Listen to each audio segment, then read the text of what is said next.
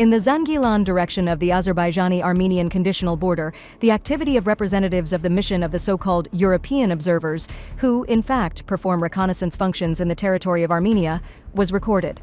To observe and analyze the situation, the Azerbaijani side uses various technical means, including high-precision optical devices. Political analyst Rasim Musabayov commented on the situation to Baku TV. It is known that the European structures, first of all the High Representative for Security and International Affairs, and at the same time the Vice President of the European Commission, Mrs. Kallas, decided to extend the so-called European mission on the Armenian-Azerbaijani border. And at the same time, in my opinion, a rather provocative decision was made that they should carry out this mission while being armed.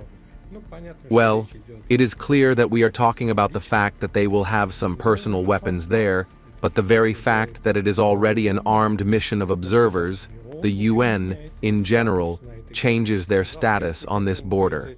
Tomorrow, if to one of these observers a hare running across somewhere, or if a wolf seems scary, and he shoots there and injures an Armenian who grazes his cows there, or, God forbid, shoots a shot across the border and injures an Azerbaijani border guard, they should realize that the response will be adequate, and they should not complain later that they were fired upon.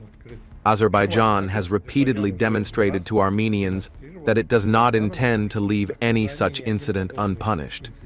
In all cases, I think that the presence of this very European mission will not strengthen peace on the line of the conditional border between Azerbaijan and Armenia, but it will hardly add to the authority of the European Commission.